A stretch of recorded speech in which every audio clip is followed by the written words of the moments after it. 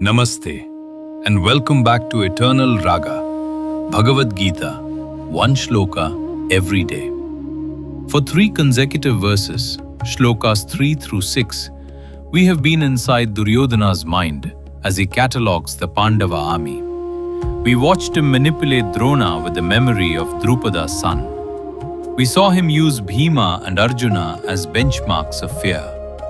We heard him name kings who chose Dharma over safety, and children who inherited a war they did not create. 17 warriors, all Maharathas, all standing against him. And Duryodhana has been so consumed by describing the enemy that he has not yet said a single word about his own side. Today, that changes. Shloka 7 is the pivot, the hinge on which the entire speech turns. Duryodhana finally shifts his gaze from the Pandava army to his own forces. And the way he does it, the words he chooses, the title he gives Drona, the structure of his sentence, reveals a man who is trying to convince himself as much as his teacher. This is the verse where Duryodhana attempts to rebuild his own courage, and the cracks show in every line. The Shloka, let us hear this verse in Sanskrit.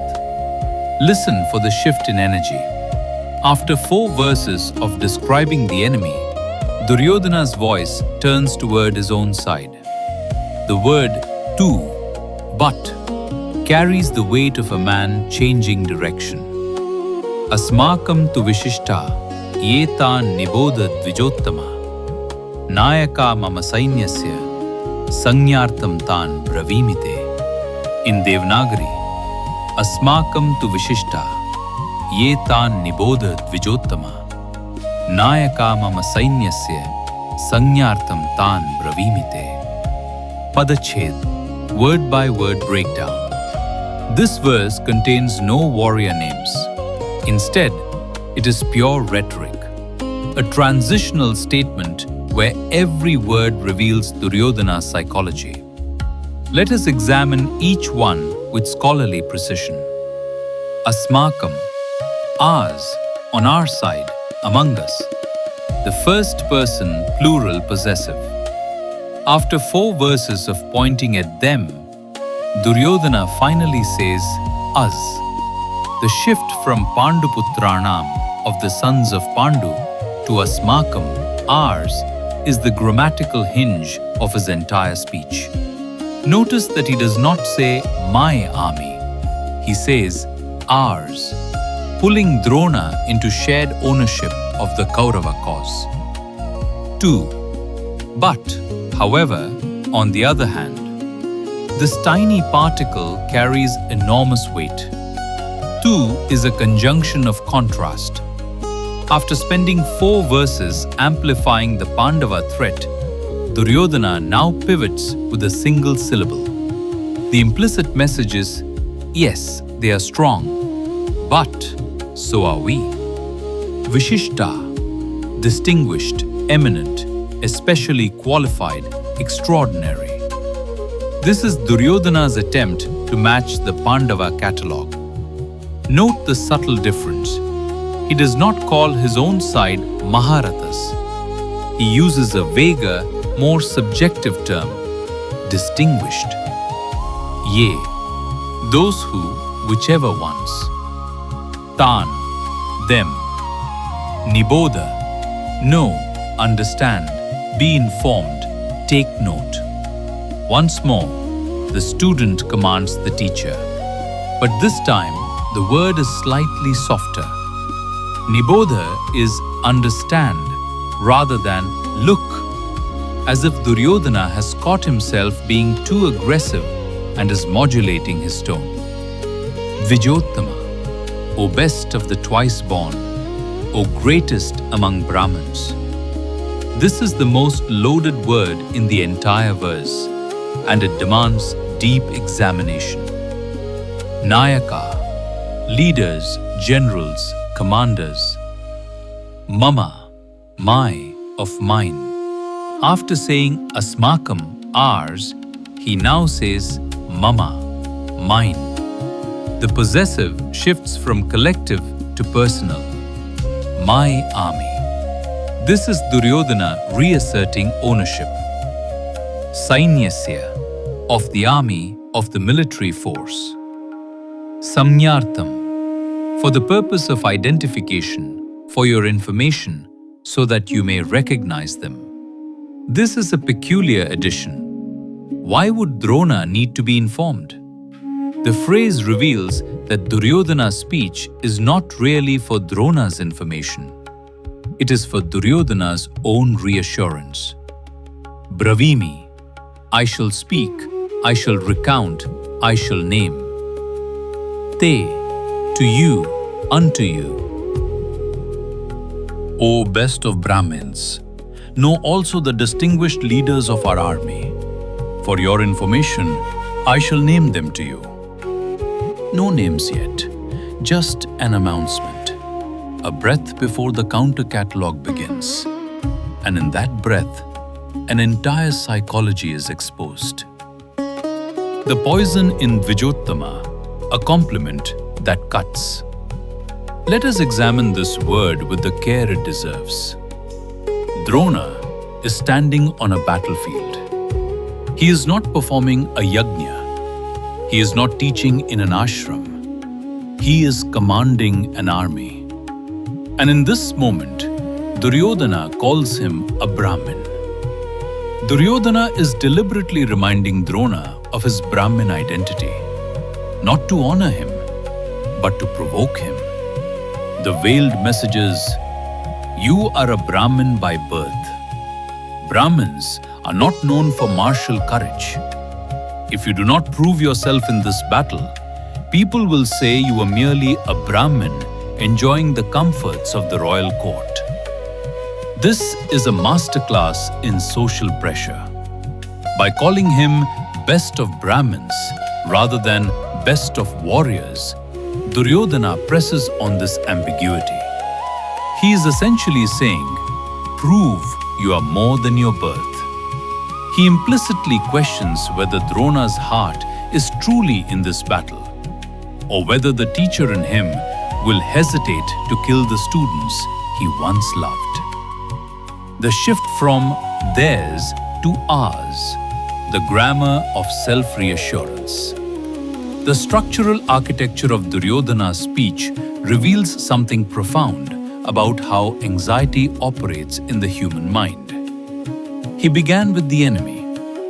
Any military strategist would begin the other way around. But Duryodhana does the opposite. He spends 4 verses terrifying himself with the enemy's strength, and only then remembers to mention his own forces.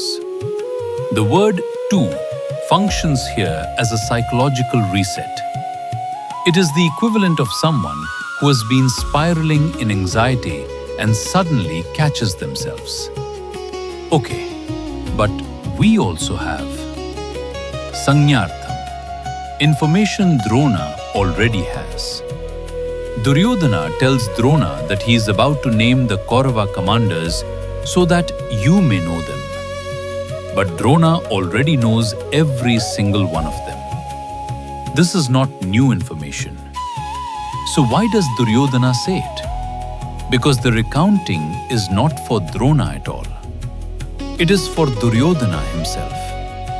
He needs to hear these names spoken aloud. This is a pattern we see frequently in people under pressure. They externalize their self-talk. Admitting their own need would mean admitting their own fear. Mama sainyasya, the shift from ours to mine. Duryodhana begins with asmākam, ours. But by the middle of the verse, he has shifted to mama sainyasya, my army. Like father, like son. The Gita opened with Dhritarashtra's mamakah. 7 verses later, his son echoes the same word in a different form. The disease is hereditary. The blindness passes from generation to generation. Living the Shloka. What this means for us today. This verse is a mirror for every moment when we try to reassure ourselves by narrating our own strengths aloud. And the narration itself reveals how shaken we actually are. Think of the manager who opens a team meeting by listing all the challenges, all the things that could go wrong, and only at the end adds, "But we are strong too." That "but" is Duryodhana's "too." It reveals where the mind has been dwelling. And think of the times you have informed someone of something they already knew, because you needed to hear yourself say it. We all do it. The Gita holds up a psychological mirror of astonishing clarity. These are the sounds of every boardroom, every family argument, and every internal monologue where we try to convince ourselves that we are stronger than we feel. A scholarly note: the unspoken elephant. Multiple commentators have noted something remarkable.